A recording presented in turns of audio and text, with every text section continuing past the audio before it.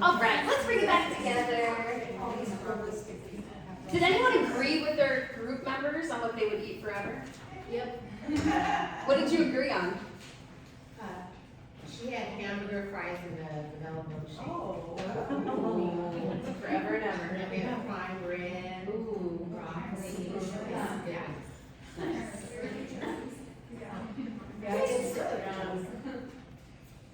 All right. Let's check in from last week. Did anyone make the cranberry orange relish? Yes, it's delicious. Nice. You liked it? I'm still nibbling it a little bit every day. Yeah. Yeah, it makes a lot. That recipe. I missed last week. Can I have Absolutely. Yes, there might be at the end. We'll give you one. How about eating lower glycemic foods or using vinegars alongside your meals? Did anyone think about that last week? What was the question? Eating lower glycemic foods or pairing with vinegars like salad dressings. I did stuff. Nice. Did you try any of the social eating habits that we talked about? What did you try, Jill? Okay, this is revolutionary. Okay, great. Tell everybody. I swear I'm gonna come across like an alcoholic or something, but like, I love to have a glass of wine. And in a situation like that whole thing of, you're just sitting there. And so the idea of you have your glass of wine and you have your water, you take a sip of your wine and you drink your water.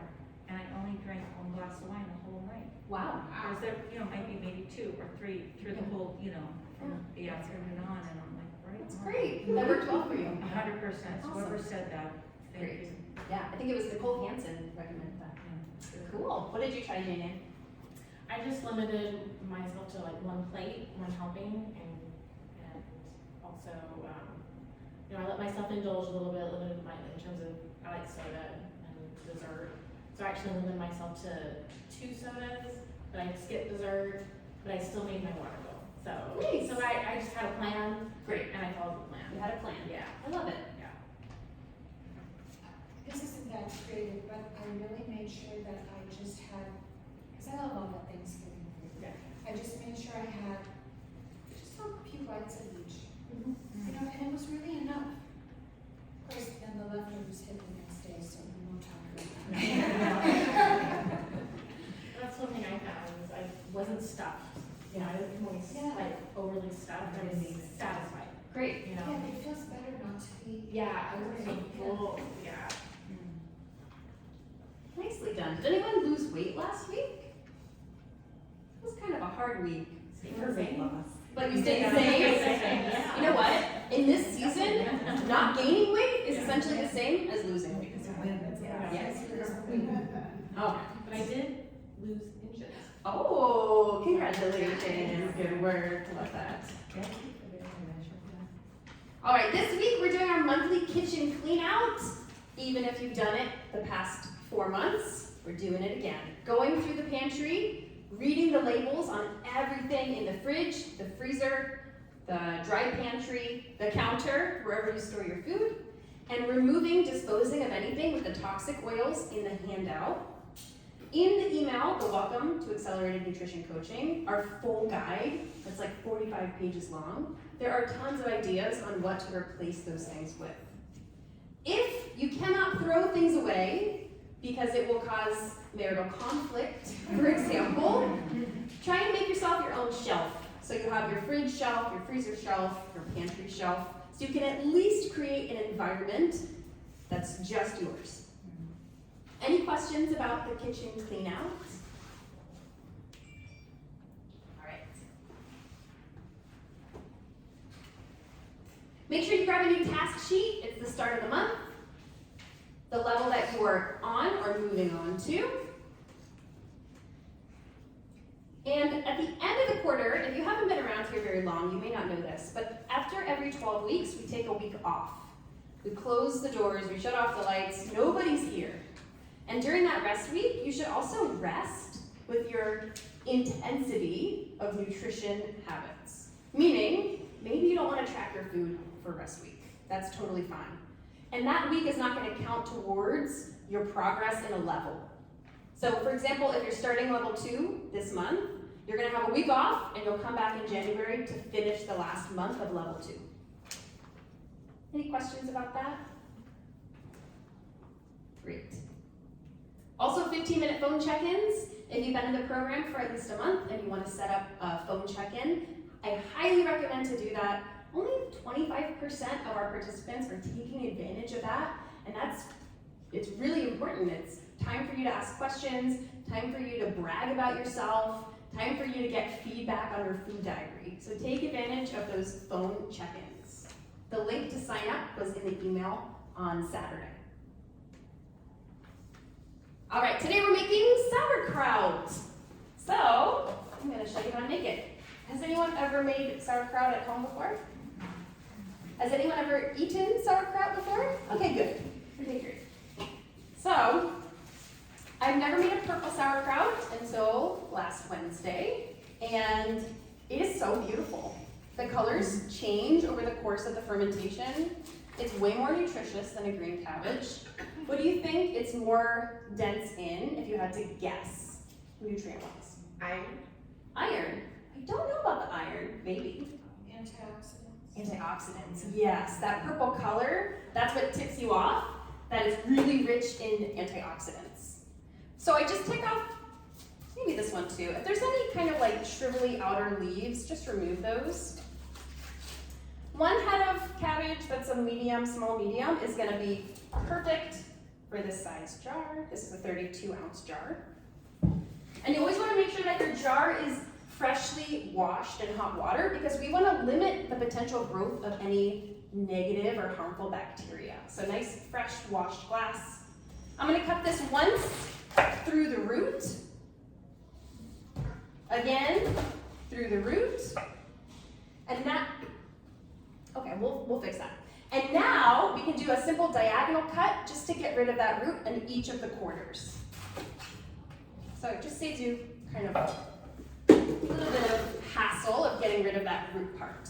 I'm gonna do that on all 4 of my quarters. You may also use a mandolin if you'd like for this. I'm just gonna use my trusty knife. You definitely wanna make sure you have a nice sharp knife to do any kind of major cutting like this. So now you're gonna put your quarter down on a side that's flat so it's safe on the board, and we're gonna cut through the root 1/4 inch slices. So it's kind of like ribbons. Does not have to be perfect. Always wanna curl your fingers away from the knife. And if it gets too small, so you can't cut down anymore, you just flip it over. So now you have a nice flat side.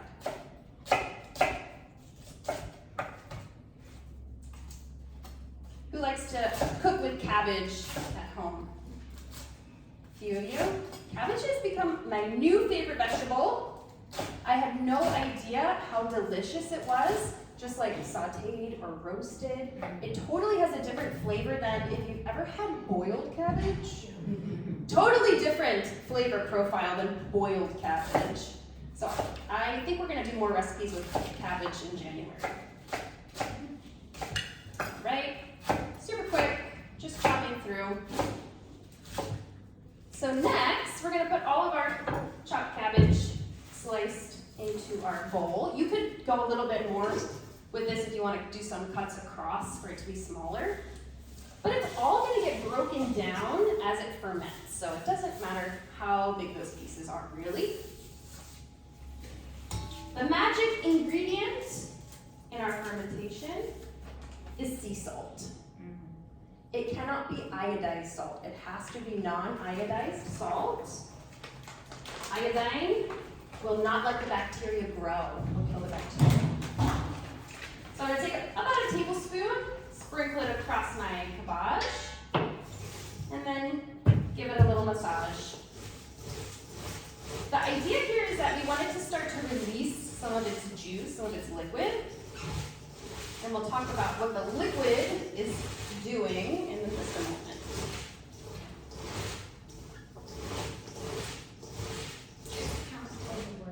It's kind of a workout, yeah.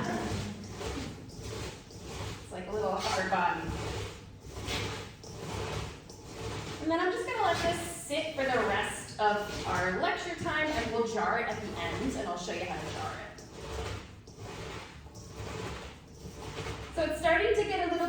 shiny. It's not super juicy yet, but it's getting shiny-ish. I don't know if you can see that. And you want You want it to release as much liquid as possible. Exactly. All right. Let's see if we can get this back up on the screen.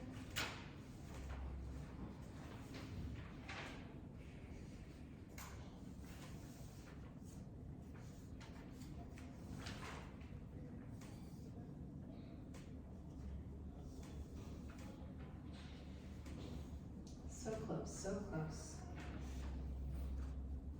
Here we go. Fantastic. So nutrients, nutrition facts for a serving. Serving is about 2 heaping tablespoons or 1 ounce. 15 calories, not very many calories in that. 4 grams of carbs, but 2 grams of fiber. How many net carbs would that be? 2. Exactly. Level 2, we're talking net carbs.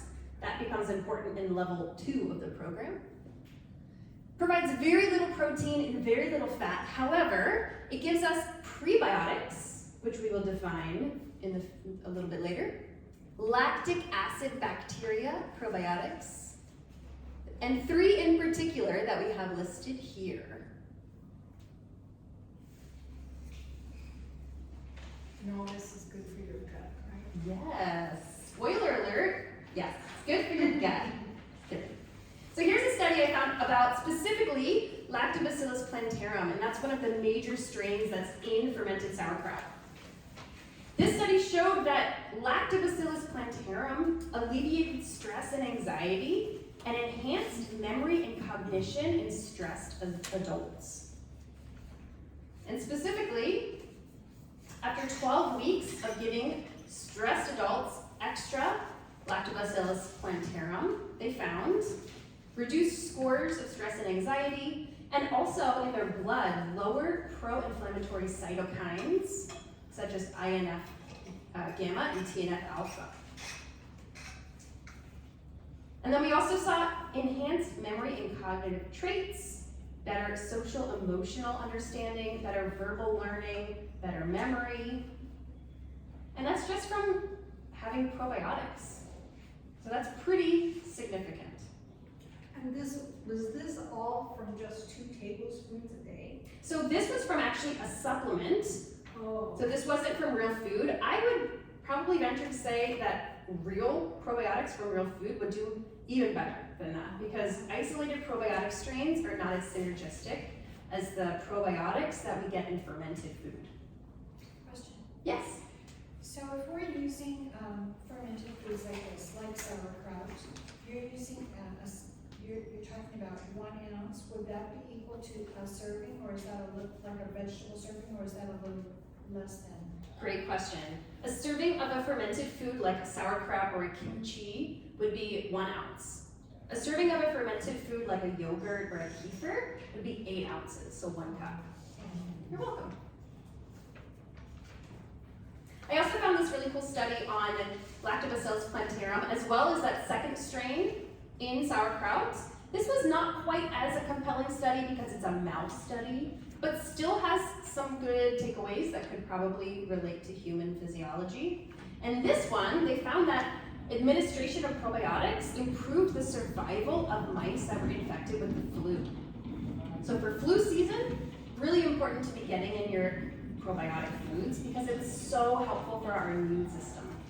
I have just one minor question. Yeah. Is the red sauerkraut better than the white kind? In terms of probiotic content, they're the same. Okay. And in a serving of sauerkraut, you can get between 80 billion to 200 billion CFUs.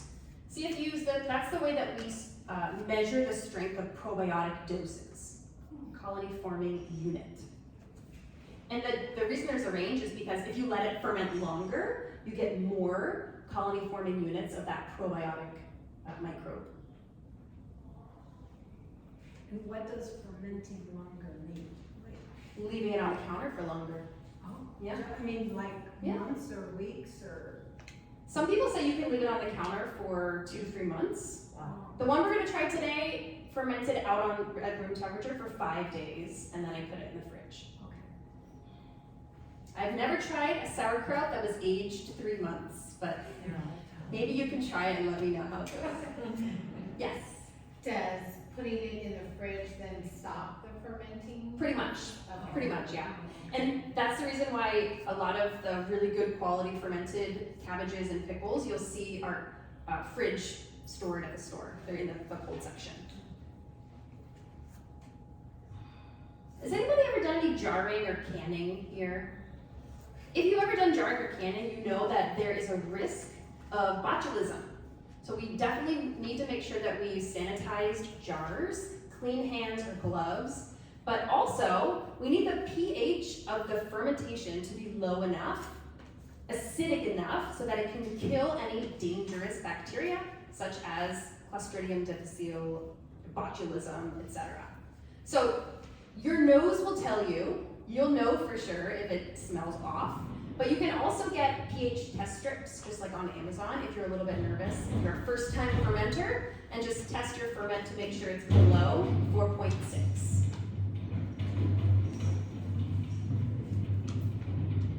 Okay, so what is fermentation? It is a process that allows happy, healthy microbes to colonize our food in order to change the flavor, to change the texture, to improve the nutritional value, and to preserve it.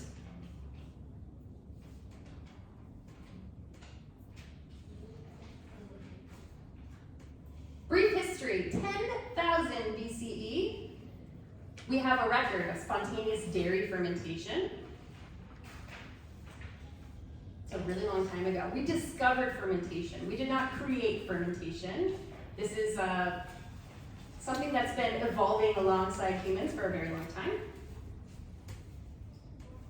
In 7000 BCE, Chinese civilizations began to brew alcohol, sake. They started fermenting rice, honey, and fruit.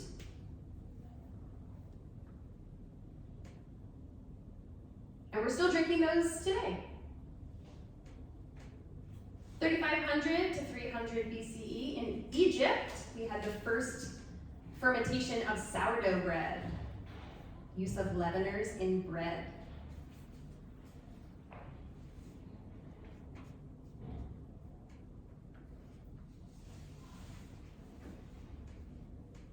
In 2000 BCE, we had the first fermented pickle. We'll talk about the difference.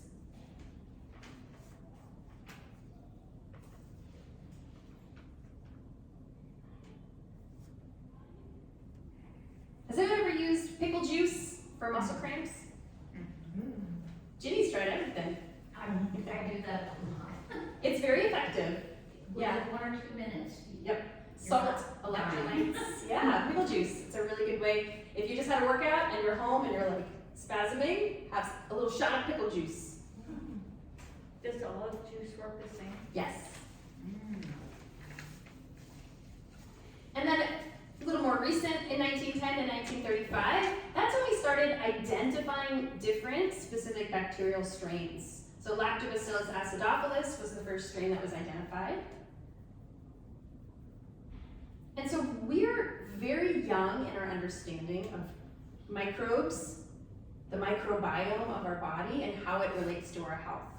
Very new. The chemical process that occurs during fermentation has to be without oxygen present. And that is the purpose of a liquid. So when we're squeezing the cabbage, trying to get the liquid out, we want the liquid to rise up above the level of our sauerkraut. The water acts as a shield so that oxygen can't penetrate. So that's what's creating the anaerobic environment. You could also vacuum seal it, but then you might have an explosion. So that could be a little dangerous. And even now, I just heard it burp when I opened the jar. So you have to be careful when you're doing fermentation. Ooh, smell that. Delicious cabbage. You have to be careful. If you close the jar too tight, you could start to see it pop up and you need to release it. This happened to me last week. I just caught it in the nick of time before I had a blue kitchen. So be careful about that. Fermentation takes advantage of the carbohydrates that are present in the food. The bacteria eat the carbohydrates and convert it to alcohol, which is why fermented foods contain a little bit of alcohol, or maybe a lot of alcohol, depending on how much sugar was in that food before it started fermenting. You can add sugar to food while it ferments to keep those bacteria growing and producing more and more alcohol. Also produced, carbon dioxide, that's the explosiveness, organic acids, and lactic acid. So lactic acid is the acid that lowers the pH of the environment. And that's why we call this a lacto-fermentation. You may have heard that before. Lacto-fermented foods, we have to have salt. Salt adds flavor, it pulls the liquid out of the cabbage, and it keeps the bacteria from multiplying too quickly. So it kind of restricts the growth. And like I said, this won't work with iodized table salt.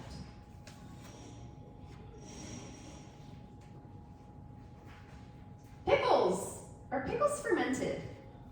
Who thinks yes? Who thinks no? Maybe somewhere, Yeah. Who thinks maybe sometimes yes, maybe sometimes no? Okay. That's the right answer. Pickling as an activity, it means adding an acid into a vegetable, which could achieve the same result as a fermentation because the fermentation produces acid.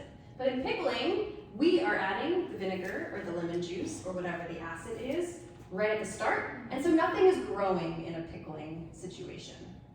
Fermentation has growth of those helpful, healthy microbes, and the microbes, the bacteria, or yeast, or whatever, that's what's producing the acid.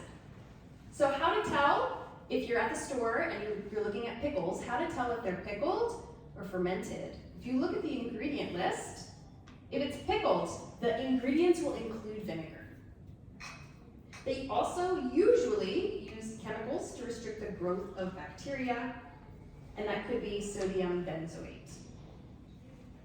And if it's fermented, there'll be no vinegar, usually, unless they decided for some reason to throw in some vinegar at the end, but typically you won't see any vinegar in there. Is it bad to have sodium benzoate? It's not the greatest thing, but it's not like necessarily it's not on our list of kitchen clean out. Okay. I looked at the ingredients in Clausen's pickles.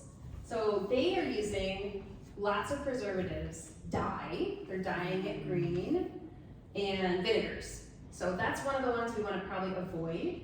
A really good brand of pickles, Bubby's Pickles. Has anyone ever had Bubby's? They make really great stuff. They make good sauerkraut, pickles. I tried their horseradish, fermented horseradish. So good. Highly recommend Bubby's. Any questions so far?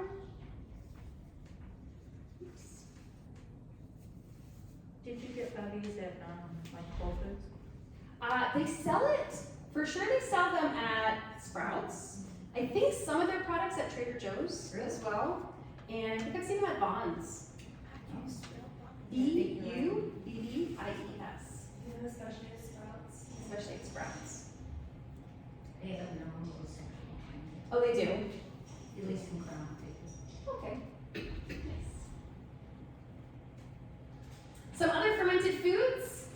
Kefir, fermented food. Yogurt, sauerkraut, kimchi, kombucha, sourdough bread. Chocolate is a fermented food. Wine and beer. Traditional preparations of sausages are fermented sausages. And then we have soy products, tempeh, and miso. Yes, So the chocolate, is that the darker chocolate? any Not. cacao bean, so these are fermenting cacao beans. Cacao beans have to be fermented in order to have their chocolatey taste. Which is one reason why really good quality chocolate is really expensive. Because this process is happening usually outside, usually by hand. So we're laying the inner cacao bean on a single layer so that it can ferment. And do they spread salt on it? I don't know the answer to that question. That's a great question. I'm gonna find out. I bet they do. I bet they do, because you have to limit growth of bad And then how do bacteria. they cover it? I don't think they do cover it. I think the bottom layer is what's fermenting, and then they stir it around, and then the bottom layer ferments and you stir it around. Like a compost. Yeah. Pretty cool, huh? Prebiotics versus probiotics. Does anyone know the difference between pre or postbiotics? Wait, pre or pro? There's also a postbiotic that we're talking about. Prebiotics feed your gut. They are the food that the bacteria, the microbes in your body eat. Probiotics are those microbes. They are alive. Foods that contain, fermented foods that contain living organisms. That's a probiotic. And we need both in our diet. I lost a slide, let me just tell you. Common prebiotic-rich foods, they're full of fiber. Anyone have guesses to what those foods, some examples might be? Kale. Kale, that's a good one. Broccoli. And seeds. Brussels sprouts, yeah. Cruciferous. All of our cruciferous veggies are kale, broccoli, cauliflower, Brussels sprouts. Asparagus, artichokes, those kind of like woody, fibrous green vegetables are good prebiotics. Also dairy, cow's milk is a good prebiotic. Some benefits of eating fermented food. In one study I found, it's been shown that eating fermented food on a regular basis can really help us with weight management. Also, a reduced risk of cardiovascular disease, type 2 diabetes, and mortality. And this was found as an association with people who eat yogurt on a regular basis. And of course, it has to be the no sugar kind. Yes. Okay. Whole fat, not low fat yogurt, plain, add your berries, add your honey, whatever it is, but let's go for the best quality we can. And what about cheese? Cheese is a fermented food as well. Okay. Yes. What is the difference between Greek yogurt and Regular yogurt, like a European style runny yogurt and a Greek yogurt, typically the European yogurt is not strained as much. So it has a little bit more of the liquid, the water left in it, so that's why it's runnier. Greek yogurt, they put it in like a ginormous cheesecloth and strain it a little bit, and so it's a thicker consistency. So it's maybe a little bit more concentrated in terms of protein, nutrients, and the beneficial microbes. But either one, you But they're can both still great. eat. Totally, yeah. Whatever you like. Isn't the liquid whey? Yeah, whey. Yeah, they strain it. So and that's a protein. they lose a little bit of the whey. Yes. What would you say is a good brand for Uh, yogurt? Yogurt. I love the Stonyfield brand, which is one of the ones we sell. The Maple Hill that we sell is not for the faint of heart. It's very tart, I think. And I really like the Siggy's Skier yogurt. They're full fat. Oikos makes a couple of good ones, but you have to be careful with them because they also have ones with fake sweeteners in them. You have to be a little choosy. And Chobani makes some good ones.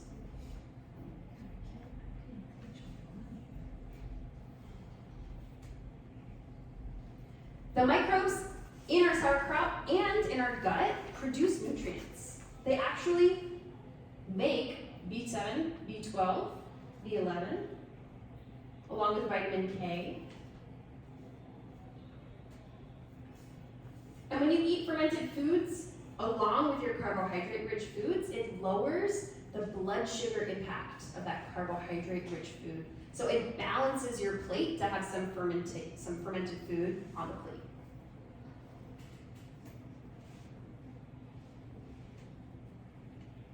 Fermented foods have been found to regulate appetite and help you eat a more appropriate amount of energy. So they can help us reduce overeating.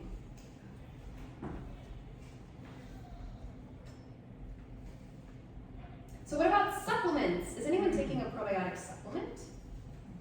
Few, some, yeah.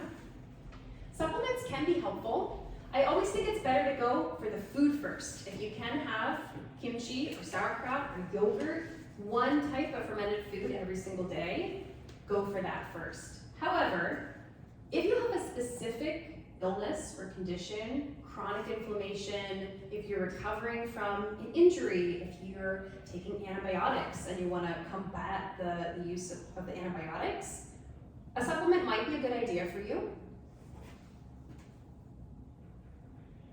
Also, if you are intolerant or allergic to foods that are traditionally fermented, so if you don't eat dairy, of course you can have coconut yogurt if you want, but if you can't eat cruciferous veggies at all, then you should probably take a probiotic supplement.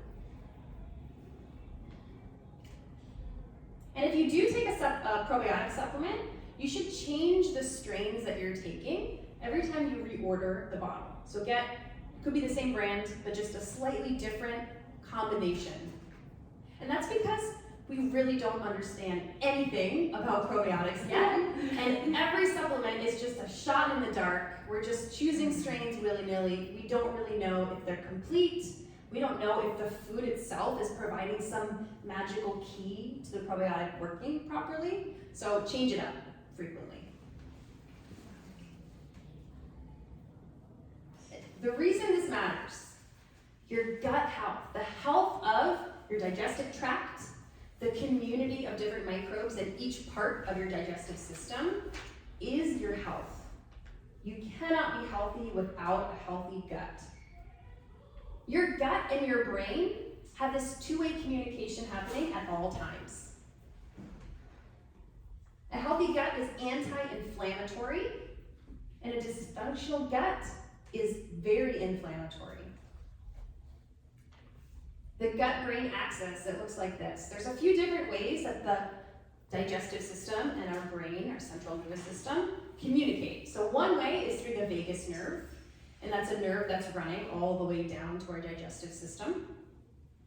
And then the other way is that our gut is secreting molecules into our systemic circulation that come up to the brain and they tell the brain things. Our brain is secreting molecules into our circulation that go down to the gut and they tell the gut things. And we all know that this is true if you've ever felt nervous before. Nervous and nauseous, maybe like you're gonna throw up before you go on stage. There's a very fine-tuned and intimate relationship between your brain and your gut.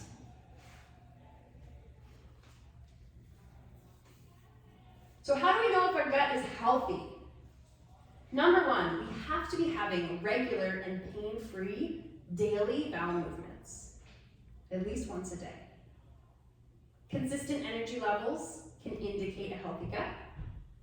Normal amounts of gas or bloating. If you have, say you have a bean salad and you have gas and bloating, that's okay. But if you're having gas and bloating after every meal or multiple meals a week, then that indicates something else is going on.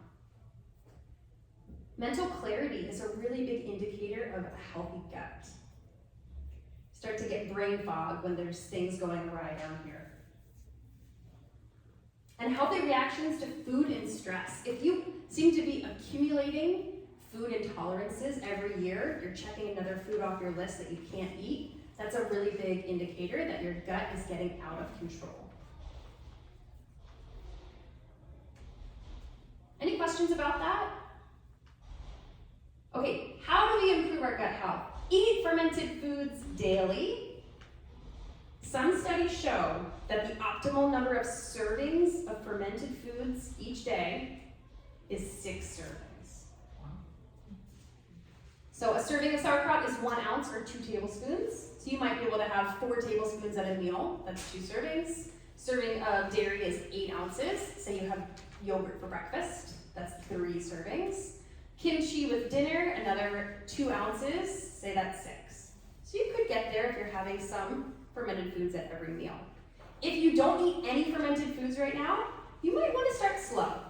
Occasionally they can cause gas or bloating in their own right. So it's possible you just want to start with a tablespoon for a couple weeks and then kind of build up. chew your food well. This is super important for your gut health. If you don't chew your food well, the particles from your mouth are not the right size, and so the entire rest of the digestive process is thrown off. It's a waterfall effect. We have to start it off right by chewing 20, 25 times every bite before you swallow. Don't chew your soup. I know that's weird. You don't have to chew your yogurt, but if you're eating steak, we need to be chewing really well. If you're eating raw broccoli, you have to be really grinding it down. Hydrate well, drink your 64 ounces or 100 ounces of water if you're in level 3. Eat your prebiotic-rich foods. That means eat your fiber on a regular basis. Eat organic. Avoid pesticides and toxins. We talked last month about how those can disrupt your gut microbiome. Pesticides on our food. You want to try and eat organic foods whenever possible. Manage your stress because there's that gut-brain connection. If this is stressed, this is going to be stressed. If this is stressed, this is going to be stressed. There is direct correlation between those two things. And very carefully consider before taking antibiotics. Of course, take them if you need them. That's why we have medicine. But don't take them willy-nilly. And if you are taking them, ask your doctor to recommend a probiotic to take at the same time in divided doses. So your antibiotic, 4 hours later, your probiotic. All right, other questions?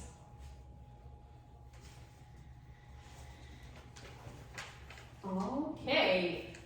Feel free to take the next couple minutes to work on weekly watering number 9. I'm gonna serve the samples of the sauerkraut. Does anybody not want to try the sauerkraut? All right, we're all down for the funk. I like it.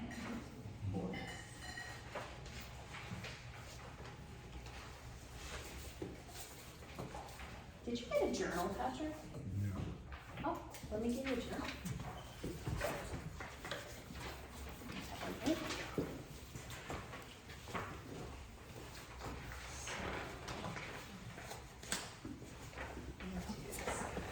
Right there.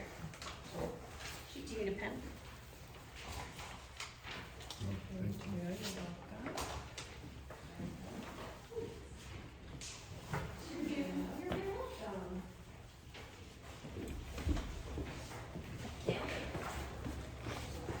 Morning 14? Yeah.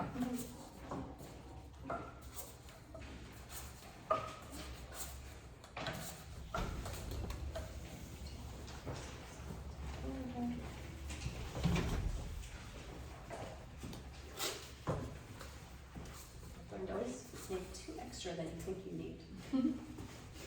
Smart. Do they have this for you? It's for the water cups.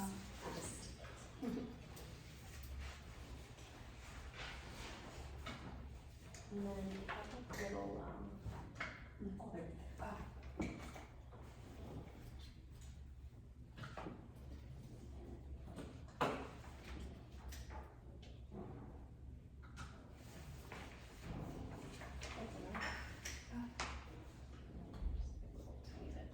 if you get a juniper berry in your bag, you might not want to eat that. It's like a Christmas tree.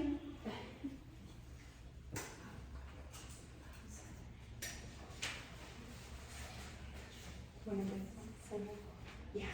Feel free to hand some of those out.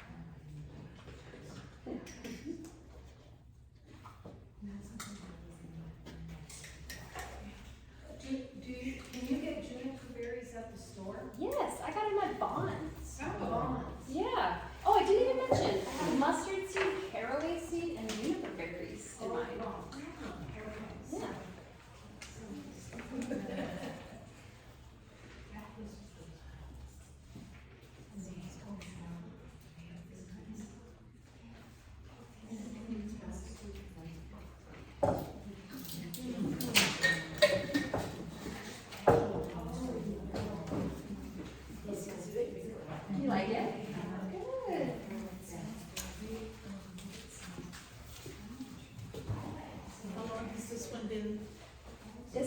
5-day room temperature ferment, and then it's been in the fridge for three more days. It's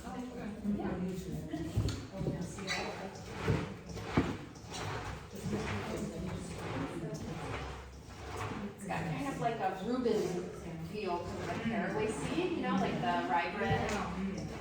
It tastes like a Reuben seed. Yeah. Those flavors. Oh, it's so pretty.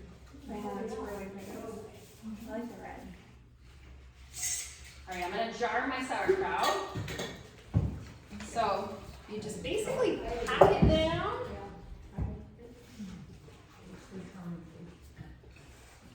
You could probably use a funnel to make this a little easier. So now just so we want to. Yeah.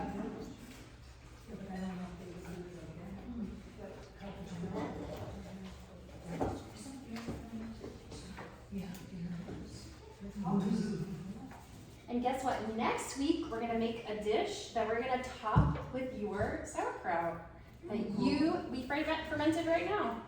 You get to try it. And we want all the liquid in there. Pour it on. So you might notice on the recipe there's a picture of a hand smashing in a jar. That's exactly why. Because that's what we do.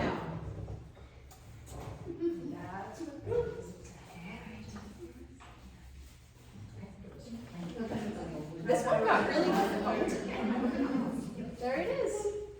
All right, any questions before we wrap up today? Yes? Cooking cabbage, you said boiled cabbage, and the way I make my boiled cabbage is because I save the broth. When I cook corned beef, and I save the juice and I strain it, and that's how I do my cabbage during the next couple of months, because I, put the juice in the jar and then freeze it. Does that have any redeeming qualities, because it is coming from the corned beef? It's not just boiling in salt and water, it's all the flavor from the corned beef too. I think it's great, yeah. If you like it, if it tastes good, keep doing it. Sounds great. Good. You make your own corned beef? Yes. Well, no, I can make my own. I mean, I cook it, but I don't, what do you mean make it? Do you brine it yourself? Oh, no. Oh, I'm sure you could. If you do all that work, just brine it in the fridge for a week. Corn it. And I forgot all my spices, so I'm adding them now after the fact. Just if you're wondering. I just added them at the very end. It's still gonna be fine. It'll permeate its way down as it ferments. All right. Thank you everyone for coming, and I will see you next week.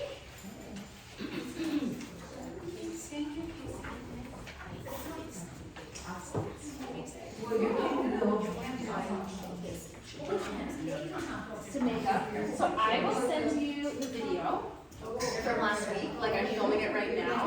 So I did last week too. So I'll send you the video, and let me see if I have a recipe on containers. And if not, I'll email you the recipe. You're welcome.